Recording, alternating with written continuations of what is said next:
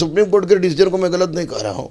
ये गलती पूरी तरह से सरकार की है और आयोग की है। 22,000 बच्चे नहीं, 22,000 परिवार इससे मरमाहत हुआ है।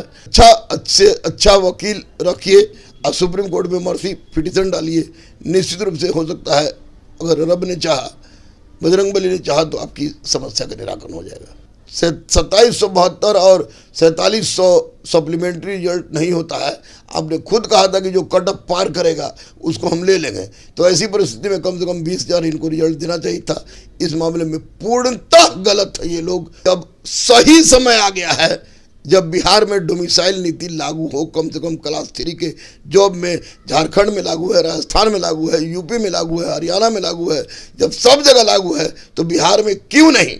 और जो कट ऑफ पार करने वाले की बात इन्होंने कहा था माननीय अतुल प्रसाद सर, तो उस पर अड़े रहिए सर। आपको योग्य और ईमानदार लोग समझता है और आप हैं भी, तो वैसी परिस्थिति में बच्चों के छाती पर मूसल चलाने से कोई फायदा नहीं है। बीएसएससी पे अभी भी हमको डाउट लगता है। सिपाही का क्वेश्चन पहले ही आउट हो जाता है, बीएसएससी का क्वेश्चन एक सप्ताह पहले ही आउट हो जाता है। बीपीएसएससी के अध्यक्ष अपने अड़ियल रवैया में रहते हैं कि क्वेश्चन भी नहीं देंगे, आपको आंसर भी जारी नहीं करेंगे, स्टूडेंट को भी वो भी नहीं देंगे।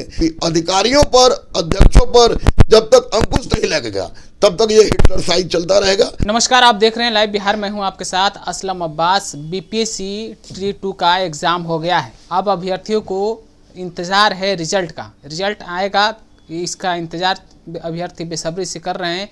लेकिन हम बात करेंगे के पाठक शिक्षा विभाग और बिहार में जो 22,000 शिक्षक 1 से 5 में छठे चरण में जो नियोजित हुए हैं, उन पे तलवार लटकी है, उनकी नौकरी खतरे में है, या फिर कहें कि जो सप्लीमेंट्री रिजल्ट की बात हो रही थी उस पर। इन तमाम बातों पर हमारे साथ आज बात करने के लिए गुरु रहमान सर हैं, उनसे हम जानेंगे।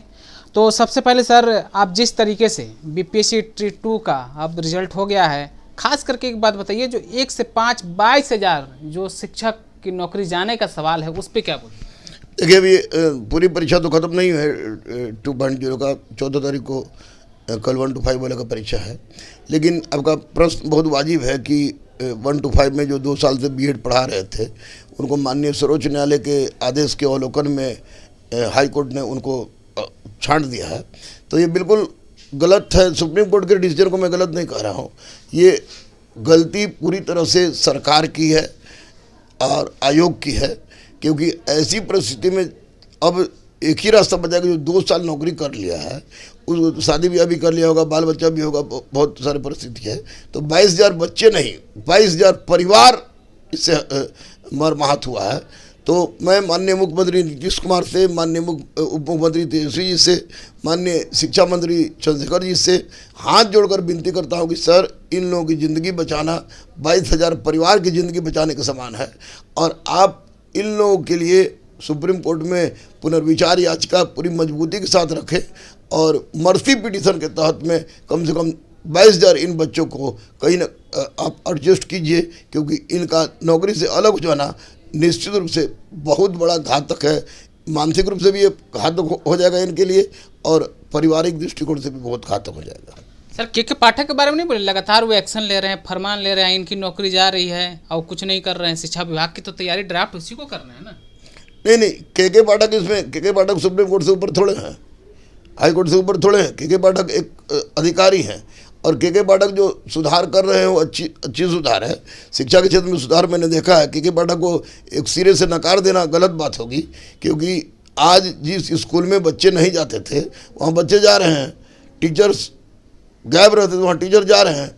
लेकिन इसमें शिक्षा विभाग और सब मिल के येन केन प्रकारेण बीएड वालों को बचाने का प्रयास करें।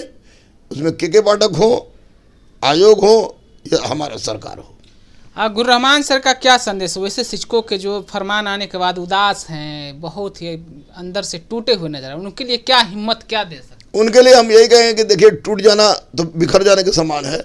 आप लोग सुप्रीम कोर्ट, माननीय सुप्रीम कोर्ट एक अभिलेखीय न्यायालय है, और इस तरह का केस मैंने देखा है 2009 बैच के दरोगा वाला में कि 160 बच्चे चले गए थे, गलत बच्चे चले गए थे जो आपको अंदर, और 160 सही बच्चे बाहर रह गए थे। तो वैसी परिस्थिति में मर्सी पिटीशन के तहत, राइट टू लाइफ के अधिकार के तहत उनको सुप्रीम कोर्ट ने जो अंदर चले गए थे उनको रहने दिया था।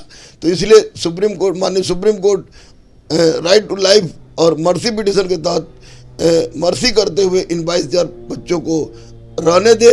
आगे से जो भी बीएड वाले हैं उनको 1 to 5 से अलग करने का जो आदेश है उसी राखों पर है, लेकिन इन 22,000 की ज़िंदगी बचा लें। और लड़कों से मैं कहूँगा कि आप लोग टूटिए और बिखरिए मत, अच्छा वकील रखिए और सुप्रीम कोर्ट में मर्सी पिटिशन डालिए। निश्चित रूप से हो सकता है, अगर रब ने चाहा, बजरंगबली ने चाहा, तो आपकी समस्या का निराकरण हो जाएगा।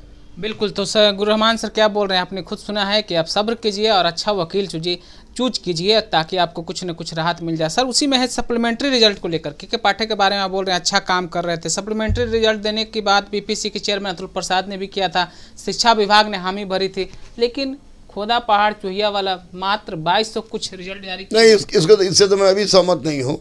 अतुल प्रसाद निसंदेह एक अच्छे चेयरमैन हैं, उन्होंने बीपीएससी को कायाकल्प कर दिया है, लेकिन जल्दीबाज हैं। जल्दबाज खाली ट्वीट करते हैं। और इन्होंने 4700 बोला था, वही नागवार गुजर रही थी बच्चों को भी, हम लोग को भी, क्योंकि ऊँट के मुंह में जीरा है। और 4700 की जगह पर उन्होंने तड़ से 2772 रिजल्ट दिया है, जो किसी भी दृष्टिकोण से प्रासंगिक नहीं है। और मैं बार बार अनुरोध कर रहा हूँ कि अतुल प्रसाद सर, शिक्षा विभाग से अनुरोध करो के पाठक सर, फरमान देते रहिए, अच्छी चीज़ है, सुधार हो रहा है। लेकिन ये 2772 और 4700 सप्लीमेंट्री रिजल्ट नहीं होता है। आपने खुद कहा था कि जो कट ऑफ पार करेगा उसको हम ले लेंगे। तो ऐसी परिस्थिति में कम से कम 20,000 इनको रिजल्ट देना चाहिए था। इस मामले में पूर्णतः गलत है, ये लोग पूर्णतः गलत है, बच्चों के साथ खिलवाड़ हुआ है। और सर अभी तक ज्वाइनिंग का ही बात है तो लगभग 90,000 ही लोग ज्वाइन किए हैं, पुराने और नए मिलाकर, उसमें भी सीट खाली है। 1,70,69 की बात हो रही थी, फिर भी नहीं देना क्यों? केकब पाठक का अड़ियल रवैया कहा जा सकता है? देखिए, अड़ियल अभी तो जितने आयोग के अध्यक्ष हैं या जितने अधिकारी हैं वे लोग डिक्टेटरशिप के मूड में चल रहा है लोग, निश्चित रूप से। इनकी अड़ियल रवैया की बात नहीं। दूसरी सबसे बड़ी बात कहूँगा कि दूसरे प्रदेश के लड़के आ रहे हैं और थोड़ी देर में नौकरी कर रहे हैं, कुछ अच्छा अपॉर्चुनिटी मिल रहा है, भाग जा रहे हैं। तो मैं यही कहूँगा माननीय मुख्यमंत्री जी से, माननीय उप मुख्यमंत्री जी से, माननीय शिक्षा मंत्री जी से कि अब सही समय आ गया है जब बिहार में डोमिसाइल नीति लागू हो। कम से कम क्लास 3 के जॉब में झारखंड में लागू है, राजस्थान में लागू है, यूपी में लागू है, हरियाणा में लागू है। जब सब जगह लागू है तो बिहार में क्यों नहीं, बिहार में भी डोमिसाइल नीति लागू हो और ये सप्लीमेंट्री रिजल्ट को कम से कम 20,000 दिया जाए और ज़्यादा से ज़्यादा सीट भरे ताकि बिहार की शिक्षा व्यवस्था सुधर सके। बिल्कुल। तो गुरु रहमान सर साहब बोल रहे हैं कि शिक्षा सुधर जाएगा, के पाठक का काम इनको पसंद है, जैसा ही बोल रहे हैं। लेकिन सबसे बड़ा जो सवाल है सर, एकदम आखिरी सवाल ये आप समझिए कि के पाठक का जो तरीका है करने का, बोल रहे हैं ऑन द स्पॉट फैसला रहे। जैसा आपने कहा कि बहुत सारे बाहर के शिक्षक छोड़ के चले जा रहे हैं, नौकरी उनको ऑप्शन मिल रहा है, डोमिसाइल नीति भी आप लागू करने की बात कर रहे हैं। क्या बीपीएससी 2 रिजल्ट के बाद जो पूर्ण परीक्षा पूरी हो जाएगी 14 के बाद, तो क्या लगता है कि इसके बाद जो होगा या फिर इसी में डोमिसाइल नीति के आधार पर जो सीटें खाली रह गई पूरी तरह से फुलफिल कर दिया जाएगा, खास करके प्रथम चरण में जो मिनिमम कट ऑफ पार कर चुके हैं? देखिए, करना तो डोमिसाइल नीति तो बिना कैबिनेट के लागू होगी नहीं, तो कैबिनेट उसको लागू करेगी तब होगा। लेकिन मुझे लग रहा है कि सीट पर अच्छे खासे टीचर जाएंगे और जो कट ऑफ पार करने वाले की बात इन्होंने कहा था माननीय अतुल प्रसाद सर, तो उस पर अड़े रहिए सर। आपको योग्य और ईमानदार लोग समझता है और आप हैं भी, तो वैसी परिस्थिति में बच्चों के छाती पर मूसल चलाने से कोई फ़ायदा नहीं है।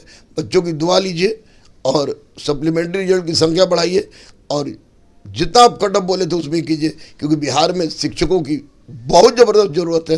हमारी शिक्षा रसातल में चली गई थी। आपने तो बीपीएससी को सुधारा, लेकिन बीपीएससी और बीएसईबी के और बीएसएससी पे अभी भी हमको डाउट लगता है। सिपाही का क्वेश्चन पहले आउट हो जाता है, बीएसएससी का क्वेश्चन एक सप्ताह पहले आउट हो जाता है। बीपीएससी के अध्यक्ष अपने अड़ियल रवैया में रहते हैं कि क्वेश्चन भी नहीं देंगे, आपको आंसर भी जारी नहीं करेंगे, स्टूडेंट कॉपी वो भी नहीं देंगे। तो ये लोग पर अंकुश लगाने की जरूरत है माननीय मुख्यमंत्री और माननीय उप मुख्यमंत्री के द्वारा, क्योंकि अधिकारियों पर, अध्यक्षों पर जब तक अंकुश नहीं लगेगा तब तक ये हिटलरशाही चलता रहेगा। हिटलरशाही जनता बर्दाश्त नहीं करेगी। यह आज़ाद भारत है, अहिंसा का पालन मैं सिखाता हूँ और अहिंसा के बल पर जब देश के गुलामी को खत्म कर दिया जाता है तो फिर आप लोग तो एक मामूली अधिकारी है। तो अभी आप गुरु रहमान सर को सुन रहे थे, कितना कुछ उन्होंने बताया, सब कुछ एक एक करके बताया है बीपीएससी के शिक्षक या फिर 2 की, हालांकि है। इसके अलावा अतुल प्रसाद संबंधित इन्होंने विवाद बातों को रखा है, आप तक पहुंचाया है। आप अगर खास करके 22,000 जो नियोजित छठे चरण के शिक्षक भी क्या कहें, गुरु रहमान है, आप अपनी राय क्या रखते हैं, पहुंचाइएगा। लाइव बिहार यूट्यूब पर सब्सक्राइब और फेसबुक पर लाइक जरूर करें।